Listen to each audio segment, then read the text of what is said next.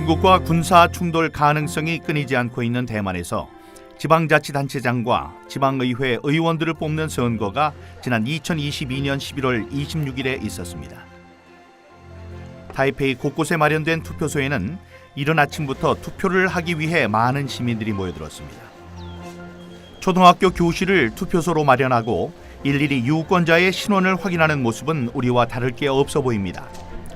하나의 중국을 주장하는 중국과 대만의 독립을 주장하는 입장들이 팽팽히 맞서고 있다는 점에서 이번 선거는 미래의 대만 정치를 판가름할 수 있는 중요한 잣대이기도 했습니다.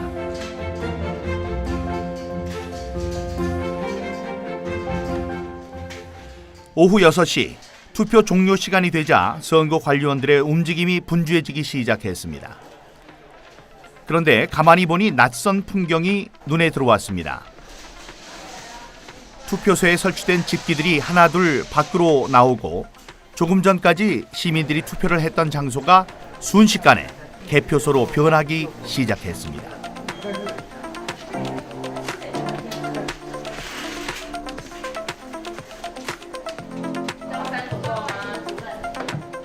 투표소가 개표소로 전환하는 데 걸린 시간은 10분 남짓.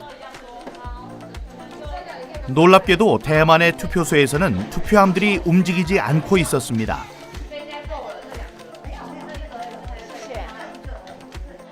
곧바로 개표가 시작되자 정당 소속의 개표 관리인들과 시민 감시단들도 카메라로 현장을 촬영하기 시작했습니다. 개표원들은 투표함에서 꺼낸 투표지를 두 손에 높이 들고 기표된 후보자의 이름을 큰 소리로 외쳤습니다. 모든 사람들 앞에서 한 표 한 표 오류가 발생하지 않도록 애쓰는 모습이었습니다. 투표 제도 중에서 가장 큰 특징 하나는 먼저 투표함이 움직이지 않는다는 것입니다. 투표소가 바로 개표소로 전환이 된다는 점인데요. 투표소에서 손으로 직접 개표를 한 뒤에 거기서 나온 수치를 칠판에 적습니다. 우리 반장 선거하듯이 발을 정자로 적고요. 거기서 집계된 표 수는 이제 직접 숫자로 입력이 되어서요. 그 중앙선거정보센터로 전송이 됩니다. 거기에서 다시 집계가 된 뒤 중앙에서 이제 각 언론사로 배포가 되는 형식입니다. 대만의 투표 제도에서 또 하나 흥미로운 점은 표의 집계 역시 일일이 사람의 손에 의해서 이루어지고 있다는 점입니다. 득표된 표는 곧바로 후보자의 이름이 적혀있는 칠판에 발을 정자로 하나씩 표기가 되었습니다. 세계 반도체 수출 1위를 달리고 있는 디지털 강국 대만. 도대체 대만은 왜 이런 아날로그적인 방식으로 선거를 치르고 있는 것일까요? 在这50年当中，每一次选举，国民党都作弊。那所以我们会觉得说，光在台湾投票都会作弊。那如果是在通讯投票，人民没有信心。一个是海外，一个是像军中警察、军警，还有这个监狱里面。 假如也可以投票的话，那很可能都作票，所以我们就是一定要亲自投票，投完票立即开，那民众都可以在那里监督。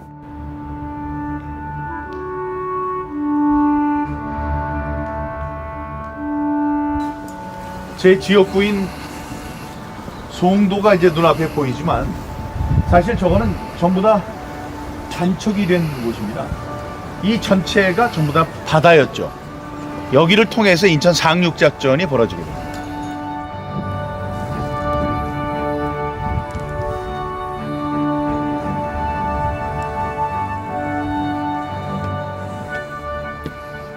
(1950년 9월 15일) 공산주의의 침략 속에 풍전 등화와도 같았던 한반도의 운명을 바꿔놓았던 인천 상륙작전. 오랜만에 제가 나고 자란 인천의 상징적인 기념물 인천 상륙작전 기념비를 찾았습니다.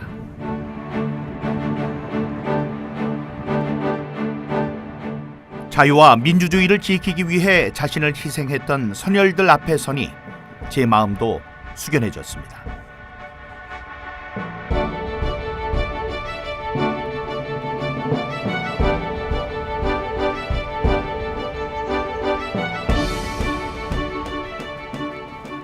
인천은 제가 결혼하기 전에 평생을 살았던 곳입니다. 그리고 처음으로 정치를 하기 위해서 이제 둥지를 튼 곳이기도 하고요.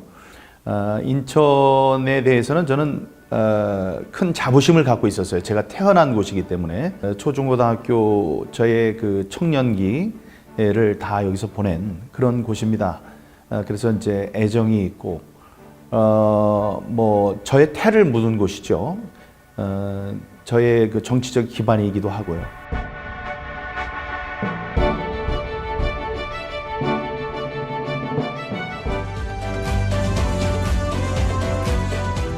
(4.15) 총선은 국회의원 민경욱이 지역구 인천에서 4년 동안 임기를 마치고 재선에 도전하는 순간이었습니다. 뿐만 아니라 그날은 2019년 집권한 문재인 정권의 실정을 심판하는 날이기도 했습니다. 그런데 결과는 예상과 전혀 다르게 나타났습니다. 당선인 알아보겠습니다. 서울 동작갑에서 민주당 김병기 후보가 55점, 인천 연수 을에서는 민주당 정일영 후보가 당선됐습니다. 2020년 4월 15일 그날의 선거 결과가 제 모든 것을 바꿔놓았습니다. 제가 질 수 없는 선거에서 졌습니다. 우파 동네에서 우파 후보는 제가 혼자 나오고 좌파 후보가 둘이 나왔는데 제가 졌습니다. 제 지역구는 24년 동안 우파 후보만 뽑았던 지역입니다. 근데 거기 이렇게 나오면 이거는 표가 분산되기 때문에 누가 나와도 이쪽 혼자 나온 쪽에서 이기게 돼 있거든요. 그리고 10번의 여론조사가 있었는데 10번 다 제가 1등을 했습니다. 그리고 출구조사에서도 1등을 했어요. 근데 새벽에 바뀌었어요. 뒤집어졌어요. 그래서 저는 궁금했어요. 어디에서 졌나? 왜냐하면 제가 알고 있는 게 당일 투표에서는 이겼거든요. 제가. 4.15 총선에서 지면 안 되는 사람, 이를테면 민경욱 같은 경우에는, 민경욱 의원 같은 경우에는 절대 지면 안 되는 사람이었거든요.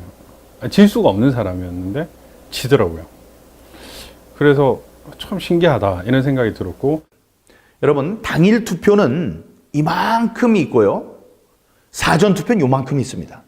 근데 당일 투표 이만큼 있는 것에서 제가 3,000표를 이겼어요. 그러면 당일 투표, 사전 투표 요만큼 있는 거에서는 1,500표쯤 이겨야 돼요. 반이라고 한다면. 근데 어떻게 되냐면 이만큼 있는 당일 투표에서 3,000표를 이기고 요만큼 있는 사전 투표에서 6,000표를 졌습니다. 이건 이상하거든요. 저희는 뭐 이길 거라고 봤죠. 왜냐하면 문재인의 실정이 너무 컸으니까. 근데 결과적으로 졌어요. 그래가지고 지고 나서 제가 그걸 봤는데 통계가 너무 이상한 거예요. 각종 결과들이 이해할 수 없는 그런 상황이었던 거예요.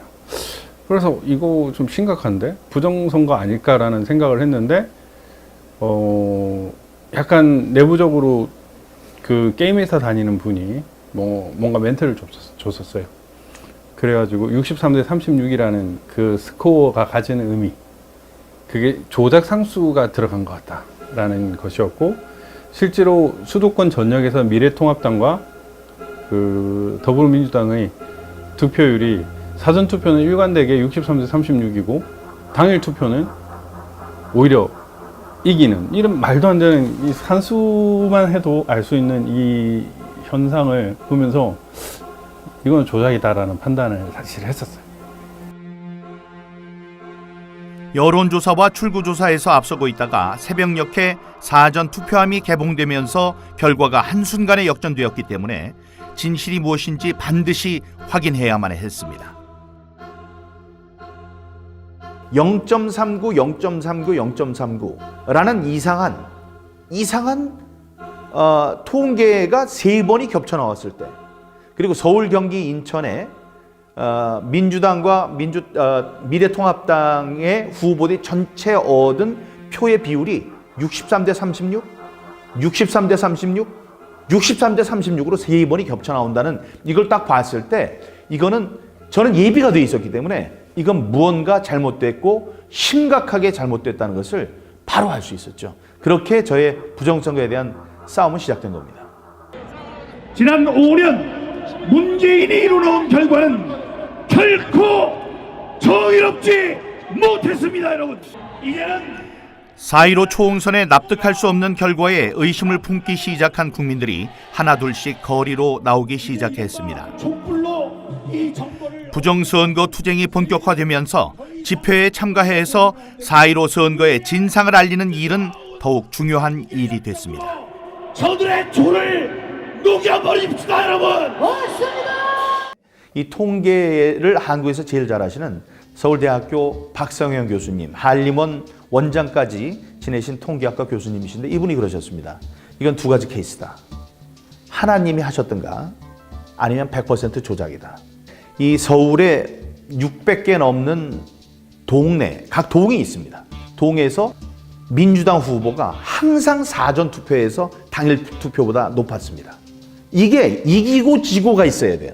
근데 모든 동에서 민주당 후보가 이 사전 투표에서 당일 투표보다 항상 유리했어요.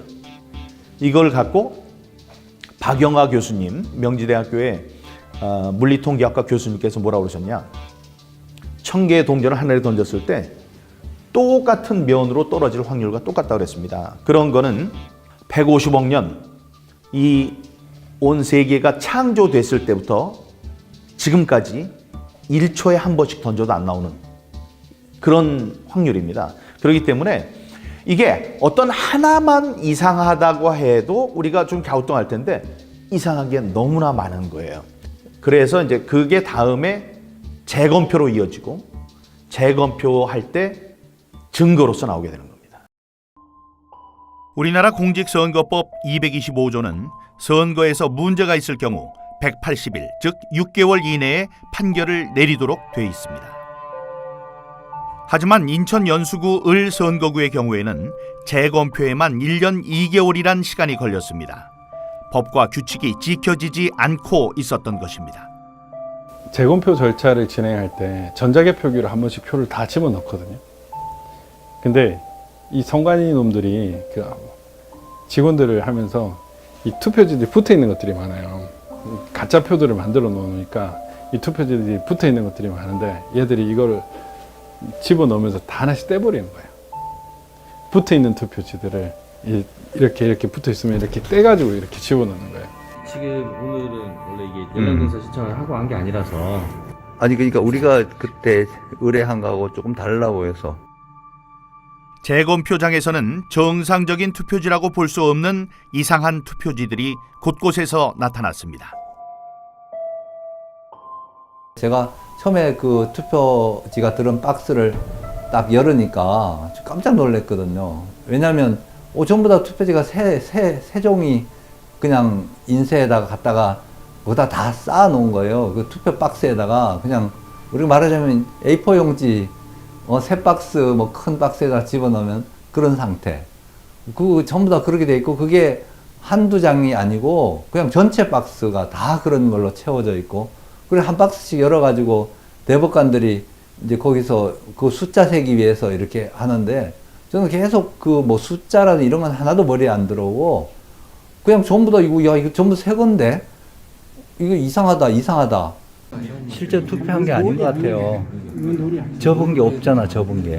롤도 아니고 인쇄한 것 같아. 예. 투표 용지가 아니에요, 용지가. 용지는 하얀색 롤 저기 1번만 그렇다는 거예요? 재검표 현장에 등장한 투표지들은 접힌 자국이 전혀 보이지 않는 마치 신권 다발처럼 빳빳하게 묶여있는 투표지들이었습니다. 모두 사람의 손을 전혀 타지 않은 것처럼 보였습니다. 롤 용지가 아니에요, 인쇄한 용지야. 이거 문제 제기해야 되는데요. 왜냐면 접힌 자국이 없어. 내가 여기 사진이 있거든. 뭐 통상적으로 종이란 건 이렇게 한번 접히면 형상 복원이 안 되잖아요. 이게 신기한 건 선관위는 이제 그런 부분에 대해서 형상 복원 기능을 가진 특수 재질을 사용한 투표지라고 그거를 선관위 그 유튜브에 팩트 체크라 명목으로 바로 올렸어요. 그 말이 안 되는 거잖아요. 근데 그 자리에서 아주 굉장히 거기서 소동이 일어났어요. 그래가지고 사진을 찍으려고 했더니 그걸 담당한 법관이 사진을 못 찍게 해요. 그리고 자기가 챙겨가지고 당장 가져가서 대법관한테 갖다 보고를 하고 이렇게 하면서 우리가 그래도 증거로 이제 남기기 위해 사진을 찍으려고 거기서 요청을 하니까 이미 봉인을 했기 때문에 사진을 찍을 수 없다고 이렇게 얘기를 하더라고요. 근데 나중에 그런 것들이 다 봉인이 없었어요. 죄송합니다. 네, 보세요. 이거 좀 찍어 공유 안 되시죠?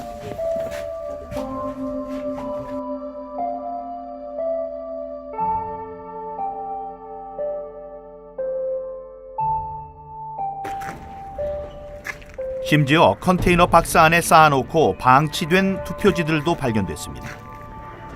한적한 컨테이너 창고는 선관위 사무실과 멀리 떨어져 있어서 관리나 감독이 전혀 되지 않는 상황이었습니다. 봉인 도장이 반만 찍히거나 도장을 다시 찍은 투표 상자, 그리고 정체를 알 수 없는 공인되지 않은 투표 도장이 찍혀있는 투표지가 3,000장이나 발견되기도 했습니다. 심지어 투표지를 삼립방 상자에 보관한 것도 있었습니다. 국민의 소중한 한 표를 어떻게 이렇게 무성의하게 보관할 수 있는지 납득할 수 없었습니다.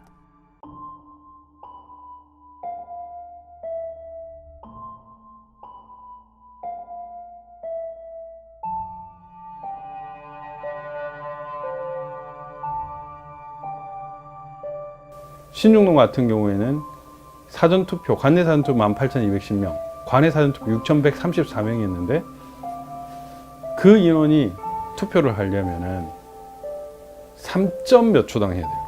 3점 몇 초당. 그러니까 그 18,210명이 투표하면 4.7초당 한 명씩 해야 되는데, 한 표씩 해야 되는데 6,134명까지 다 합치면은 3점 몇 초당 해야 되는 거예요. 근데 상식적으로 비닐, 그 다음에 체열 측정, 그 다음에 알코올 이렇게 손 바르는 것까지 하면 시간이 많이 걸리고, 그 다음에 한 줄 서기였잖아요. 코로나 때문에.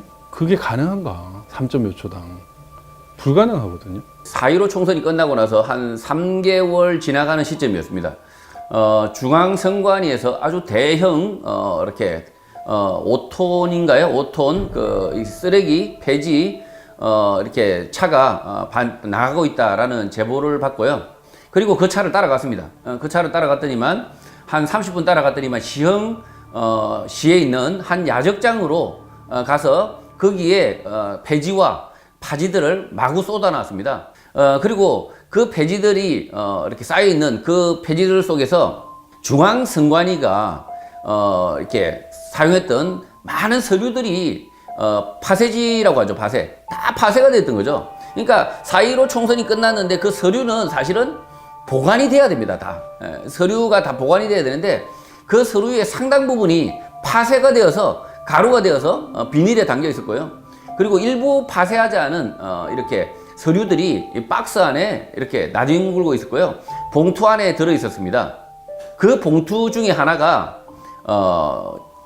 부여청양 투표지였습니다. 비록 찢어져 있었지만 부여청양 사전투표지였습니다. 그 부여청양 사전투표지 저희가 언론에 저희 유튜브로에서 공개하자마자 중앙선관위가 매우 당황해서 심지어 부여청양에서 투표한 그분을 그 투표지를 찾아버렸습니다. 찾아서 누굴 찍었는지까지 알 수 있는 거죠. 결국은 QR코드만으로 누가 찍었고 누가 몇 번을 찍었는지 알 수 있는, 그러니까 비밀 선고를 완벽하게 침해했다는 사실을 스스로 자백을 해버렸습니다.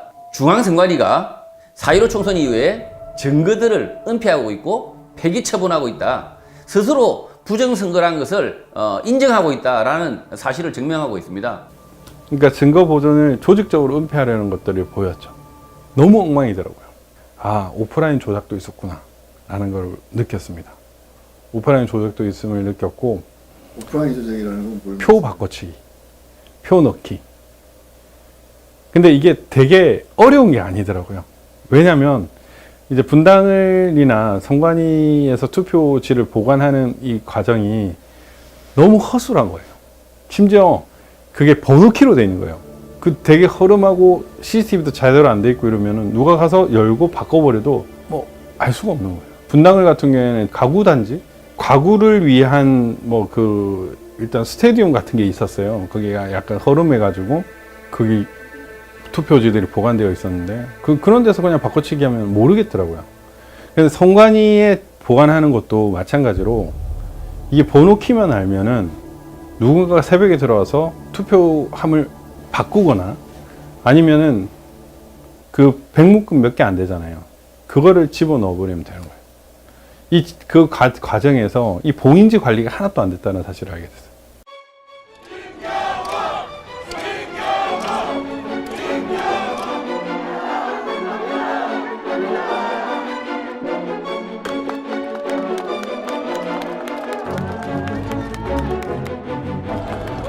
거짓이 참을 이길 수 없고 불의가 정의를 이길 수 없습니다. 따라서 오늘 제가 제기하는 소송은 민주주의를 지키기 위한 저의 투쟁입니다.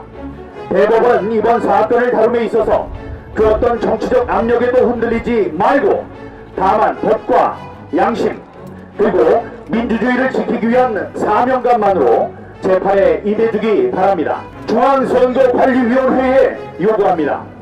중앙선거관리위원회는 선의의 피해자인지 아니면 부정선거의 주범이며 공범인지 국민들이 지켜볼 것입니다.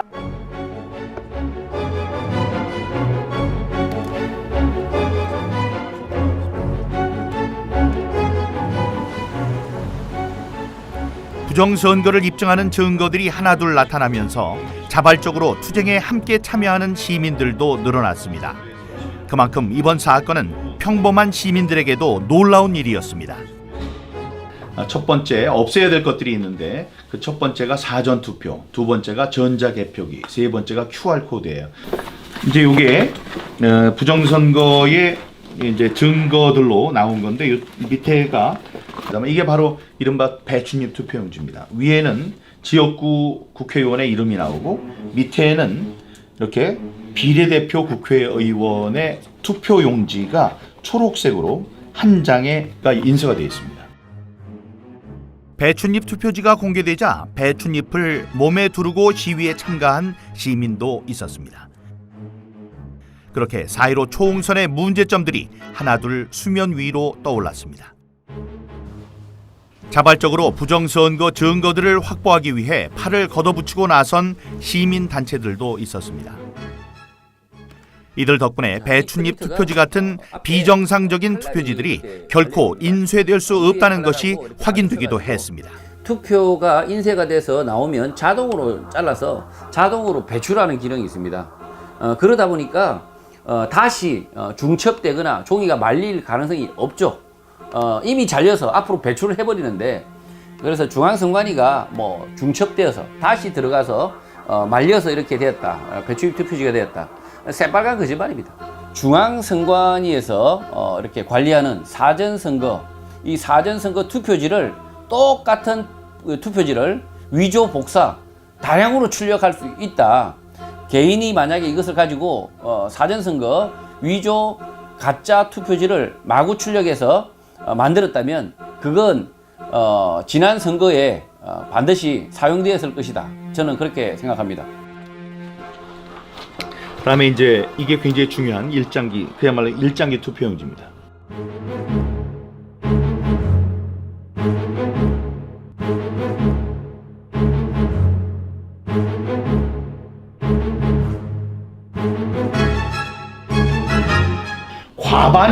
과반수인 1000장이 이렇게 나왔습니다. 그러면 이 중에 누구는 반드시 봤어야 돼요, 이걸. 보고 항의도 했어야 되고. 여기에 투표를 한 사람 나오시면 10억 원을 드리겠다고 조선일보, 문화일보, 매일경제에 전부 큰 전면 광고를 냈습니다. 근데 지금까지 나왔나요? 안 나왔어요. 그건 뭐냐? 여기에 투표한 사람이 없다는 얘기죠. 그러니까 그 사람들, 대법관들이 지금 얘기하는 거는 어떤 것 같냐면 여기 시체가 있고 피를 흘리고 죽어 있고 그 앞에 피가 묻은 칼이 발견됐는데 칼에 지문이 묻어 있었어요. 그걸 보고 정상적이라면 그 칼에 있는 지문을 본 다음에 지문이 묻은 사람이 범인이다라고 추론하는 것이 맞는데 지금 이 사람들은 뭐라고 하냐면 이 사람이 지문이 나온 사람에 대해서 이 사람이 진짜로 이 사람을 죽였다면 이 중요한 칼을 지문이 묻은 채로 여기다 놔두지 않았을 것이다 라고 얘기하는 것과 똑같은 겁니다. 이거는 완전히 코미디예요. 코미디. 개콘이 그래서 없어진 게 아닌가 이렇게 생각합니다. 재검표 과정에서는 좌우 여백이 서로 다른 사전 투표용지들도 등장했습니다. 사전 투표 때 사용된 프린터는 좌우 규격이 미리 일정하게 정해져 있기 때문에 규격에 맞게 인쇄가 돼서 출력되는 게 정상입니다.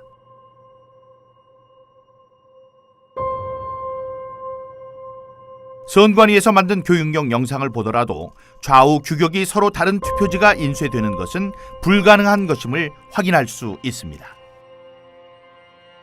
여기 글루건 보이시죠? 예, 글루건으로 고정을 합니다. 예, 폭을. 투표용지가 다 100mm, 정확하게 100mm이기 때문에 그래서 이 폭을 아주 움직일 수 없도록 아예 고정을 이렇게. 이런 투표지들은 또 투표로 개표록에도 없어요. 없어가지고 뭐 가짜 투표지들이 나와가지고 이제 사람들이 막 알게 됐죠. 그래서 새로운 국면이 이제 그때 또 다시 진행됐습니다. 실제로 재검표장에서 가짜 투표지 물증들이 나와버려 보니까 여기에 대해서 이제 문제 제기를 또 다시 하기 시작했고, 증거의 구조적 편제라는 표현을 쓰는데요, 법에서. 증거가 구조적으로 이 대형 기관에 다 편제되어 있다. 그 사람들한테 몰려 있다는 거죠. 원고는 증거다운 증거를 확보하기 굉장히 어렵게 원래 되어 있다는 거죠. 그 재검에서 많은 증거가 쏟아졌음에도 불구하고 그거를 확인하려고 하는 의지라든가 어떤 기회라든가 이런 거를 갖고 있지 않아요. 부정선거의 의미를 국민들이 좀 심각하게 생각해 줬으면 좋겠어요. 부정선거는 엄연히 우리나라 헌법 제1조 국민의 참정권을 짓밟은 그런 상태거든요. 따라서 이것은 국기문란, 국헌문란.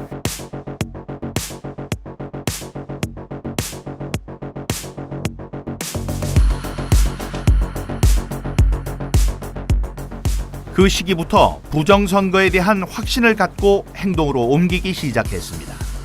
투표지를 위조하거나 부정한 방법으로 투표 결과를 조작하는 행위는 법으로 엄격하게 처벌하도록 되어 있습니다. 부정선거의 진상을 규명하는 것이 법을 지키고 수호하는 투쟁이라는 사실을 어떻게든 많은 사람들에게 알려야 했습니다. 이를 위해서 유튜브 등을 통해서 진실을 알리는 작업이 함께 진행됐습니다. 시민들의 자발적인 참여도 줄을 잇기 시작했습니다. 비록 처음에는 소수의 참여에 불과했지만 외롭게 싸움을 하고 있던 저에게는 큰 힘과 용기를 주는 분들이었습니다.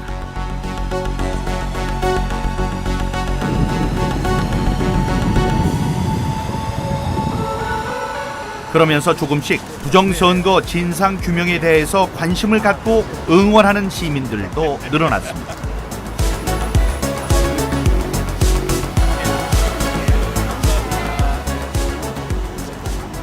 그래도 맨 처음에 2020년도에 부정선거 발생하고 그때 이후로 점차 의식이 많이 변한 거는 확실히 느껴져요.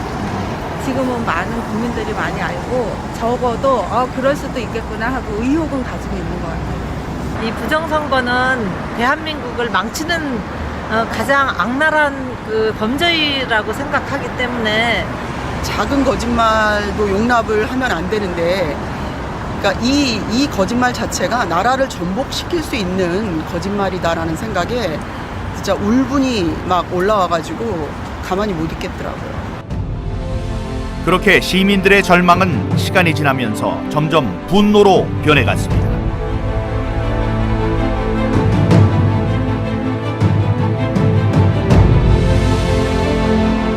2년 3개월 동안 그야말로 또라이라는 이야기 들으면서 그렇게 살아왔습니다. 그런데 제 마음엔 뭐냐, 이것이야말로 진정한 민심을 듣는 일이고, 또 내가 원하고 내가 믿는 바대로 나의 정치적인 소신을 세상에 펴는 일이다. 지금 제가 있는 이 자태가 뭐 초라하고 남들의 손가락을 받을지 모릅니다. 하지만 저의 마음속에는 자부심이 넘쳐납니다. 사람들이 뭐라고 해도, 손가락질을 해도 거기에 흔들릴 만큼 이렇게 이제 유약하지는 않습니다. 이 불굴의 정신으로 내가 태어난 이곳 인천, 특히 저를 지지해서 제가 4년 동안 국회에서 일을 할 수 있는 기회를 주셨던 이분들의 헌법적인 권리인 참정권을 다시 한번 되돌려드리는 이 일에 저의 뭐 인생을 걸고 싶은 그런 심정입니다.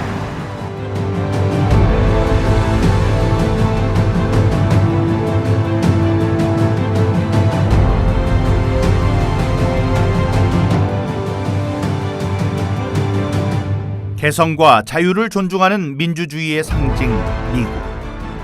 그러나 미국에서도 선거 부정으로 인해 지금 민주주의가 위협받고 있습니다.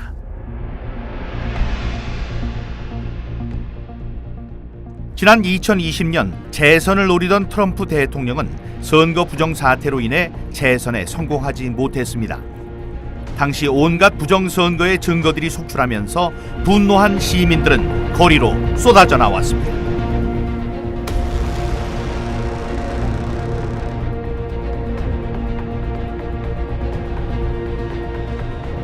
2020년 미국 대선에서 논란이 된 부분 역시 사전선거와 우편투표였습니다.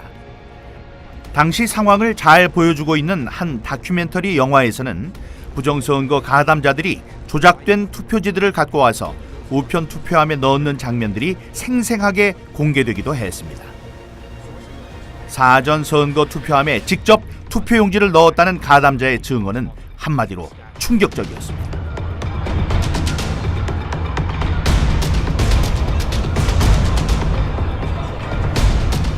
그 결과 경합주라고 불렸던 미시건, 위스콘신, 조지아 등에서 실제로 바이든 후보는 트럼프 후보를 앞서 나가면서 대선에서 승기를 얻었습니다.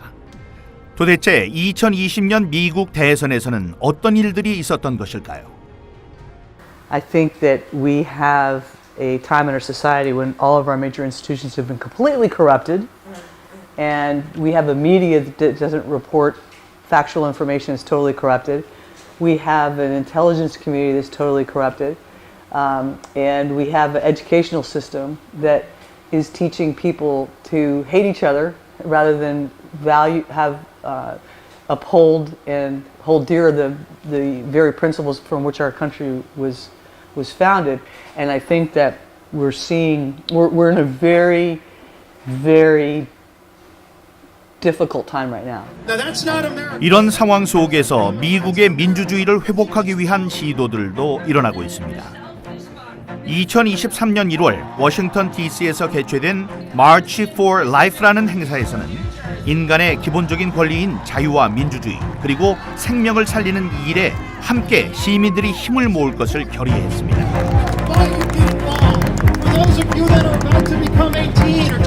집회가 끝난 뒤 수천 명의 참가자들은 다양한 정치적 구호가 적힌 피켓을 들고 국회 의사당까지 행진을 계속했습니다. 그들 중 한 명에게 다가가 미국 정치와 선거에 대한 의견을 물었습니다. I think that it was fraud. Yes. I do believe that. I think that the mail-in ballots were a big part of it, and that it shouldn't have been mail-in because different citizens were.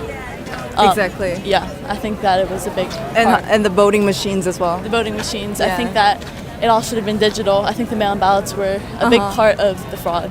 Yeah, I think so. I think people are losing track of real history, and what this country was founded upon was freedom and freedom for all. 몇 년 전 미국 미시간 대학교에서는 미국의 가치가 무엇인지에 대해서 조사를 한 적이 있습니다.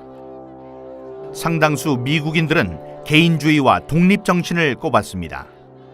미국은 그 바탕 위에서 자유 시장 경제와 민주주의의 꽃을 피웠습니다. 하지만 최근 들어 미국의 번영에 의심을 품는 사람들도 많아지고 있습니다. 2012년 11월 30일 미국의 수도 한복판에서는 검은 크리스마스라는 제목이 붙은 한 중국인 설치 예술가의 작품이 수많은 미국인들 앞에 공개됐습니다. Medal of Arts Award. Congratulations, Tsai. We're so proud of you, and thank you for everything you've done for art and embassies. Thank you. 我介绍一下这个作品，等一下会怎么样 ？OK， 第一个爆炸是会从底下往上。3, 2, 1, fire.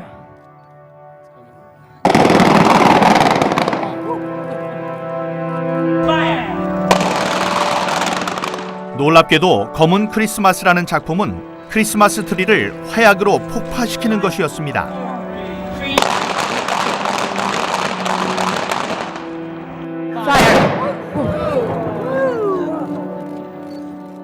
중국의 발명품인 화약으로 미국의 기독교 전통과 문화를 상징하는 크리스마스 트리를 폭파시키는 것이 행사의 목적이었던 것입니다.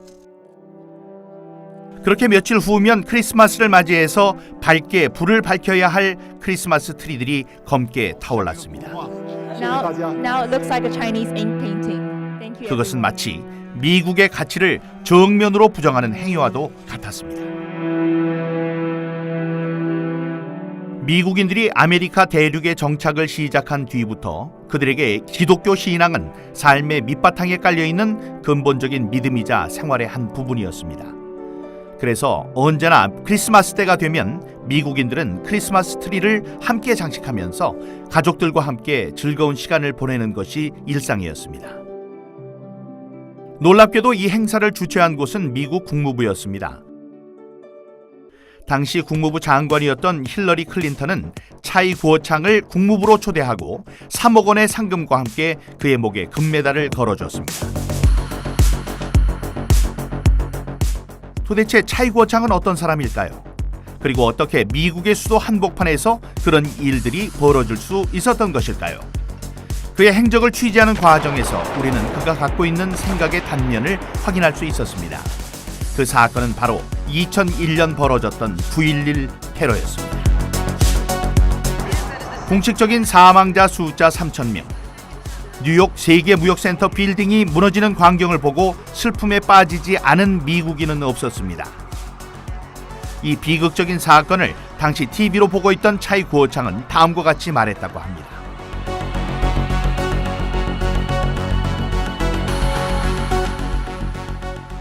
What their purpose is and how they undermine a society. The United States of America has been a beacon of hope and liberty through these many years, and certainly been that for South Korea. And I'm really disgusted at what is happening in our country and what our foreign policy is about now. 부정선거의 진실을 규명하기 위한 시민운동을 시작한 지도 어느새 3년이 됐습니다. 그동안 우리 사회는 어떤 모습으로 변해 있을까요? 민경욱입니다. 인사 올리겠습니다. 시간이 얼마 남지 않아서 민주당이 도저히 될 수 없는 여러 군데에서 모두 한 군데도 빼놓지 않고 전부 다 출마를 시켰습니다. 전부 다 입후보를 시켰어요. 그런 일이 없었어요. 다음에 그 모든 사람들이 14.7 경북 경주시만 빼놓고 253개 전체에서 전부 다 15%가 넘었습니다. 이런 선거 결과는 이전에 볼 수 없었던 기이한 현상이었습니다. 4.15 총선 당시 더불어민주당의 사전 득표율과 당일 득표율의 비중 그래프를 보면 한 지점에서 겹치는 것을 볼 수 있습니다. 민주당이 당일 득표율 50%를 얻는 자리입니다. 50% 이상이면 거의 무조건 당선되는 지역들이기도 합니다. 2016년 20대 총선의 경우 사전 투표와 당일 투표가 여러 곳에서 겹치는 것을 볼 수 있는데 이런 게 정상적인 모습입니다. 그런데 4.15 총선 때 민주당 지지율이 낮은 지역에서 사전 투표 때 거의 모든 사람들이 민주당을 찍었습니다. 누군가 의도적으로 조작하지 않는 이상 이런 결과는 나올 수가 없는 것입니다. 그냥 그 선거 치른 그 당일날 그 결과를 보면서 너무 솔직히 예상했던 선거 결과랑 너무 다른 결과가 펼쳐졌잖아요. 그래서 180석이라는 거는 이제 새벽에 발표가 되긴 했지만은 흔히 이제 저희가 알고 있는 유명하신 그 국힘당 사람들이 대부분 다 선거에서 패배를 하면서 솔직히 이제 충격을 먹었어요. 그날 밤 새벽에 충격을 먹고 도무지 이제 납득할 만한 결과가 아니라서 이거는 뭔가가 있다라고 생각을 해서 차분히 이제 들떠보기 시작을 한 거죠. 그래서 이제 그 선거 결과 데이터를 처음에는 한 개, 두 개 지역구들을 보다 보니까 좀 희한한 이제 패턴이 눈에 보일 것 같는데 그때 이제 마침 인터넷에서 이제 전체 지역구의 데이터를 보게 되면서 아 이거는 뭔가가 문제가 있다라는 거를 이제 그냥 직감적으로 느꼈고 좀 특이한 이제 규칙성이라든지 그런 것들이 눈에 보이기 시작을 했던 거죠. 2019년 한 음악 방송에서 발생한 투표 순위 조작 사건 역시 시청자들이 투표 결과에서 이상한 수치들이 반복적으로 등장하는 것을 보고 의심을 하면서 시작됐습니다. 1위부터 11위 사이에 무려 5번이나 29,978표가 반복적으로 나타났던 것입니다. 조작된 결과다, 어떤 인위적인 결과다라고 얘기를 한다면은 자연적인 숫자에서 발견할 수 없는 어떠한 규칙성들이 분명히 있을 거라고 저는 생각을 했거든요. 검찰 조사 결과 인위적인 설정값이 총 5가지 이상이 나왔어요. 만약에 이 4.15 선거도 누군가에 의해서 인위적으로 했다라면은 그 프로듀스 101처럼 그 소수점까지 떨어지는 어떠한 그 항등식이 있지 않을까. 로이 김 씨의 예상은 적중했습니다. 253개 전체 선거구를 득표율에 따라 16개의 지역구로 배열한 뒤에 그 속에 숨어있는 문자의 배열을 찾아낼 수 있었던 것입니다. 그가 찾아낸 문자는 Follow the Party, 바로 해커의 지문이었습니다. 그런데 Follow the Party 이런 게 제목으로 있는 이메일들이 있더라고요. 그래서 뭔가 다른 것들을 먼저 이제 체크를 하고 그건 이제 제껴놓고 있었습니다. 뭔지 몰라서. 근데 한참 있으면서 이게 뭔데 이렇게 자꾸 이런 걸 보내나 하고 봤다가 제가 소스라치게 놀랐습니다.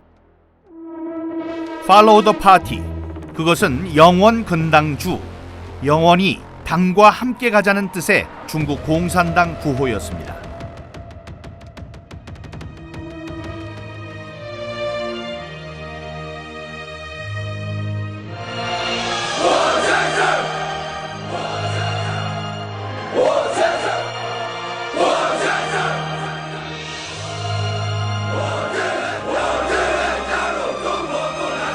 아스키 코드라고 숫자를 문자로 변환해 주는 거에 이렇게 맞추어 보았더니 FOLLOW 한 칸 떼고 THE 한 칸 떼고 PARTY Follow the Party라는 게 나왔다.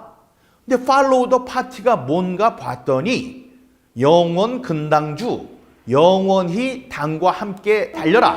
암호가 해커의 지문이 이 숫자 배열 속에 들어있다는 얘기였습니다. 이거는 정말로 충격적인 내용이었어요.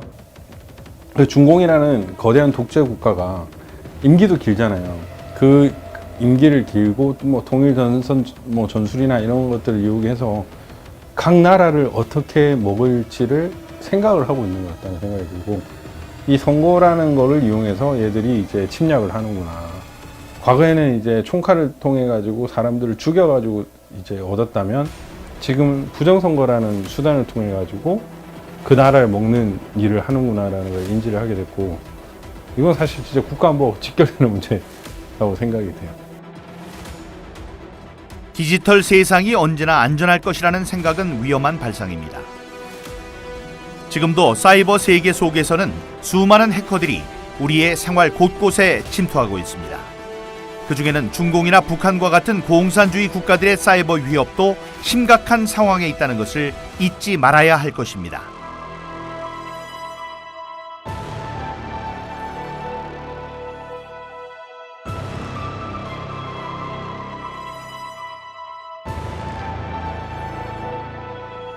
나라에 주권이 왔다 갔다 하는 대법관을 50억에 매수할 수 있으면은, 그러면은 중국 같은 나라가 한국 얼마나 우습게 보겠냐.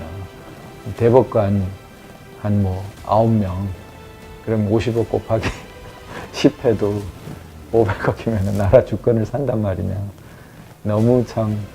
이 부정선거로 당선된 인간들은요, 민심을 안 봐요. 민심을 안 보니까 어차피 조작하면 되는 거니까 그 자기들을 뽑아준 그 조작꾼들만 말을 듣거든요. 그러면은 결국에는 법이 잘못되는 것이고 그 나라를 팔아먹는다는 거죠. 그래서 이 사회적 비용은 어마어마하죠, 이거는. 이렇게 우리가 알지 못하는 통로를 통해서 이상한 숫자들이 막 나오고 표가 바뀌고 그것을 사람들이 알지 못하게 하고 검증이 안 되게 하고 이러는 피해보다 더 클까요? 생각해 보십시오. 대만이나 일본, 캐나다, 독일, 오스트리아 이런 데가 우리보다 디지털 역량이 떨어져서 그걸 안 하겠습니까? 신속한 것보다는 정확한 게 낫다. 단 한 번의 오류도 있으면 안 됩니다. 그래서 우리가 이 디지털보다는 아날로그 방식으로 가야 되는 거거든요.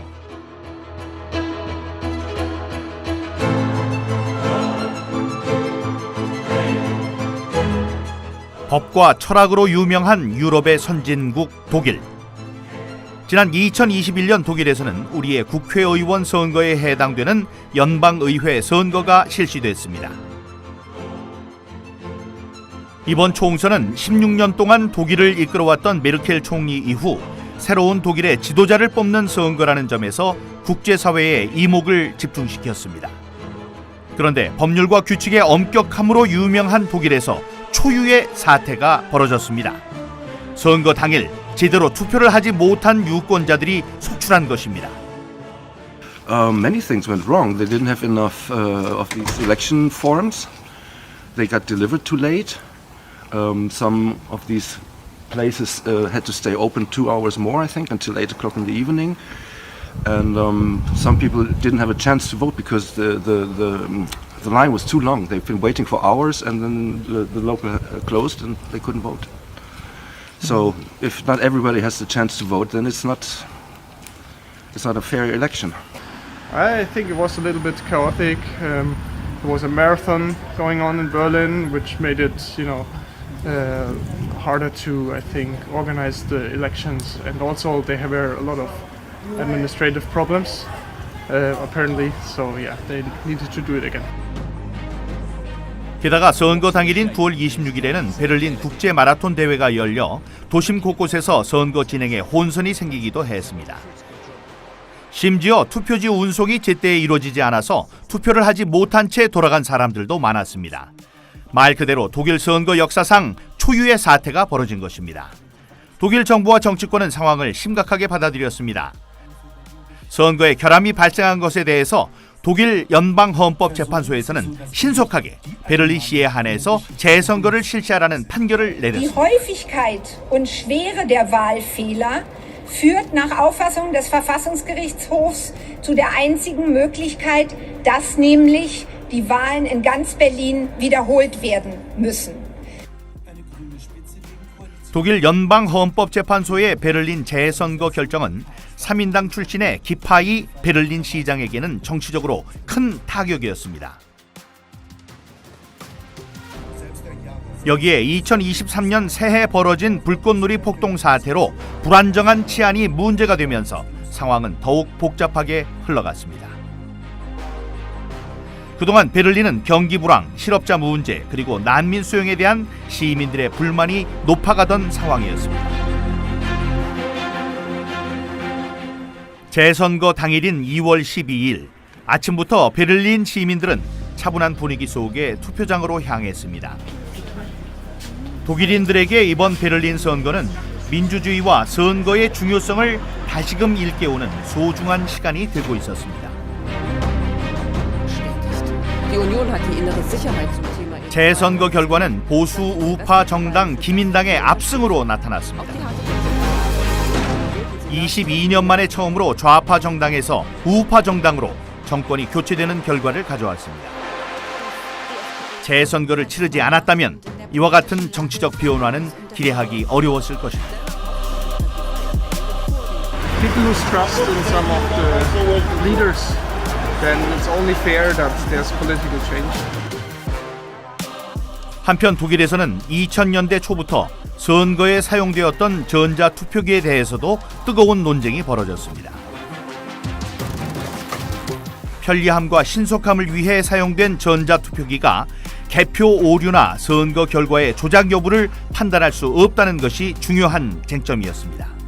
그리고 그 결과 2009년 독일 연방헌법재판소는 선거에 사용되는 모든 전자투표기의 사용에 대해서도 위헌 판결을 내렸습니다.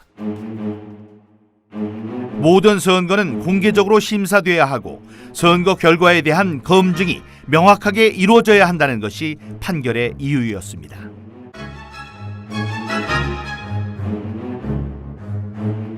선거 결과에 대해서는 이제 검증 가능할 수 있도록 하는 이제 그 장치들, 제도적인 법규적인 장치들이 없기 때문에 무효다라고 판단한 부분이거든요. 오프라인상의 이제 선거상의 문제점만을 생각해 왔었는데 이제는 이제 그 온라인상에는 더 쉽다라는 점을 인식해야 되겠고 중앙선거 관련해 이제 규칙을 보면 굉장히 이제 원칙적인 부분만 되어 있고 2009년 독일 헌재의 판단과 같이 선거 절차를 제어한다거나 선거 결과를 검증할 수 있는 장치들이 전혀 없습니다. 선진국일수록 아날로그 방식을 취하고 있습니다. 왜냐하면 디지털 전산이 얼마나 위험한지를 잘 알고 있기 때문입니다. 진실, 그 다음에 보안, 아니면 정직성 이런 것들이 더 중요한데 이 선거가 그런데 아주 편리한 것, 쉬운 것, 빠른 것을 추구하다 보니까 이 전산 시스템, 그 다음에 전산 장비 이런 것을 도입해서 결국은 선거가 부패하고 타락하게 만든 원흉이 되고 있죠. Well, let me tell you what we're going to do today. We have constructed a mini election. 2012년 미국에서는 전자투표기의 위험성에 대해서 시민들이 직접 참여하는 모의 투표가 실시됐습니다. 실험에는 전자투표기의 메모리 카드를 조작하기 위해서 해커도 참여했습니다. 투표에 참여하기 전 주최 측은 참가자들에게 한 가지 문제를 냈습니다. 메모리 카드를 사용해서 전자투표기가 해킹될 수 있는지를 묻는 질문이었습니다. 대부분의 참가자들은 해킹이 불가능하다는 데 표를 던졌습니다. It's impossible. So I vote no. I'm going to mark this ballot no.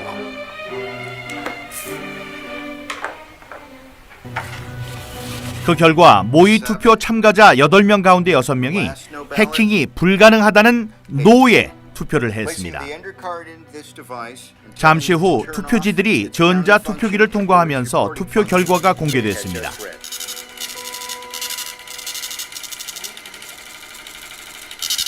놀랍게도 결과는 정반대로 나왔습니다. Oh my.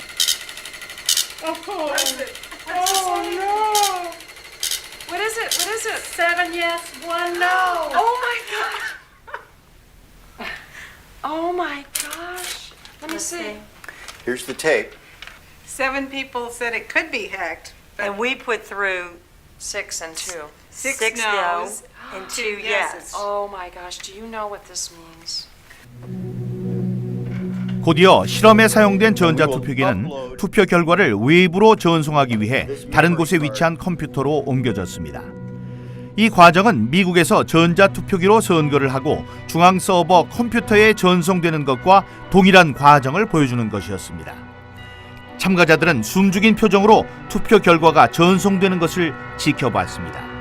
잠시 후 해커에 의해서 조작된 투표 결과의 전송이 완료됐다는 표시가 떴습니다.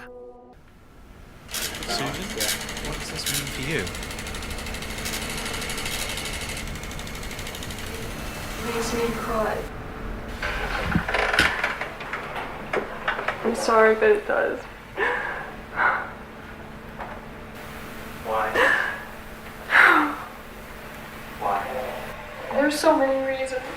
The reasons because there are people out there who are giving their lives to try to make our elections secure, and they're being called conspiracy theorists and technophobes, and these vendors are lying and saying that everything's all right, and it's not all right. 만약 실험이 실제 선거였다면 완벽하게 부정선거가 완성되는 순간이었습니다. 미국 정치권에서도 전자투표기의 조작 가능성에 대한 논쟁은 계속 제기돼 왔습니다. 하지만 대부분의 선거 관계자들은 전자투표기가 인터넷과 연결될 수 없다는 이유로 해킹 가능성을 부인했습니다.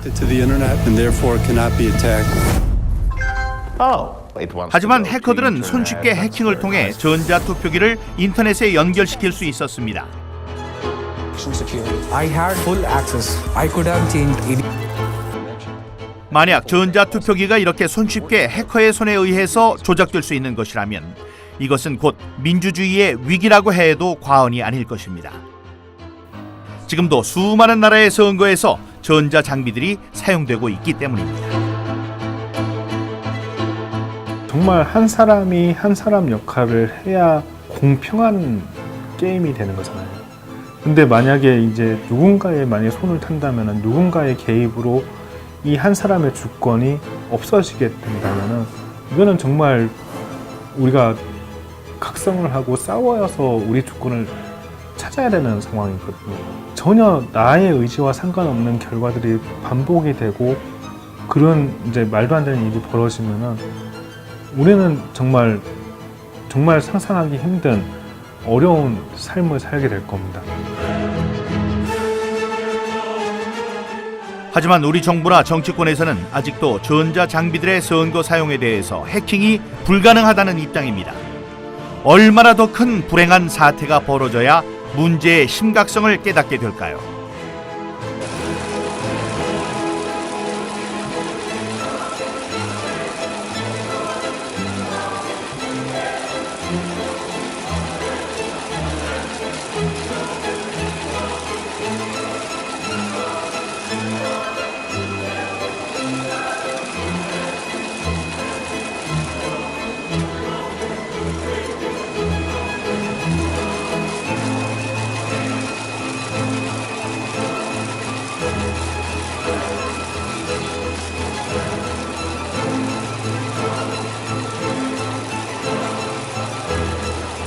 이러한 이제 전산 장치의 적법성에 대해서 입증 책임은 원고에게 있는 것이 아니고 국가기관인 중앙선거관리위원회의 전산 조직, 전자투표를 위한 전산 조직의 그 적법성에 대한 입증 책임이 있다라는 주장을 했었던 부분이고요. 많은 사건들의 증거들이 있음에도 불구하고 이미 증거가 증거로 취급되는 사회가 아닌 게 돼 있어요. 어느 한쪽에서는 진실이 아닌 그런 사회가 돼 있습니다. 괴벨스, 스탈린, 레닌 이런 사람들이 주창한 게 있죠. 거짓말도 자꾸만 하면 진실이 된다. 이거요. 이게 너무 뿌리 깊어요.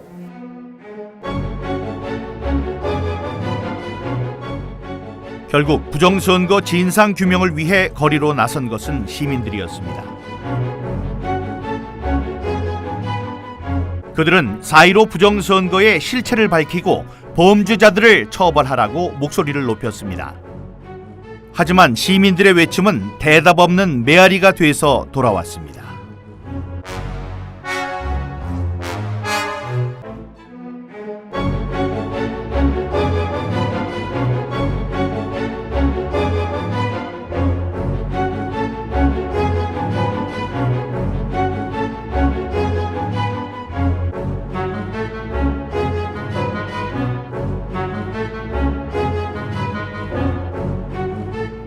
원고가 이런 부정선거 범행의 주체와 일시와 경위를 특정하지 못했기 때문에 이거는 원고의 입증 부족으로 패소를 선고한다. 수사권도 없는 원고에게 어디서 주체랑 일시 방법을 다 특정해가지고 오라는 건지, 애초에 그렇게 틀을 딱 세워 놓으면은 패소시키겠다는 결론을 세워두고 있는 거랑 마찬가지죠. 그 대법원에서 이제 선거부의 소송의 이제 선거 결과를 떠나서 이미 이제 그 과정에서 많은 것이 확인이 됐다. 그래서 진실이라는 역사의 무대에서 우리는 대법원 선거 결과는 다른 이미 승자다라는 생각을 하고 있습니다. 마지막으로 제가 상정한 것이 제도권 투쟁이거든요. 제도권 투쟁은 제도권 안에 있는 사람에 대한 설득을 통해서 이 문제 해결을 바라는 것과, 또 제가 직접 제도권에 들어가서 저나 아니면 부정선거를 주장하고 있는 몇몇 분들이 정치권에, 제도권에 들어가서 직접 해결을 한다면, 법을 고치고 다음에 책임 있는 사람들에게 질문을 하고 추궁을 하고 이러면서 이제 진실을 찾아가는 그런 활동을 한다면 그것이 100배, 1000배 더 힘 있는 활동이 될 것이다. 2020년 4월 15일 대한민국에서 벌어졌던 부정선거는 정치인 민경욱의 삶에 족쇄를 채웠습니다. 하지만 시련과 고통 속에서도 부정선거의 진상을 규명하는 이 일을 포기할 수 없는 이유가 있습니다. 그러니까 저쪽에서 지금 보이는 저쪽이 전부 다 바다였어요. 바다였는데 거기에서 이제 포를 쏘면서 상륙작전이 이제 시작된 거죠. 지금 선거 제도의 위기가 온 것도 자유민주주의의 위기거든요. 제2의 6.25라고 얘기하는 이유가 바로 거기에 있죠. 자유민주주의를 지키기 위해서 많은 사람들이 피를 흘리고 희생을 했듯이 이번 싸움도 치열한 싸움이고 우리의 이제 희생정신이 있어야 된다고 생각합니다. 1950년 한국전쟁 당시 인천 상륙작전의 성공 확률은 5,000분의 1에 불과했습니다. 하지만 이 작전은 대한민국의 자유와 민주주의를 지키기 위한 희망의 등대였습니다. 부정선거를 폭로하고 민주주의를 지키려는 노력은 그보다 더 어려울 수 있지만 여기서 멈출 수는 없습니다. 그것은 우리의 명예, 양심, 그리고 자라나는 우리 후손들의 미래이기 때문입니다.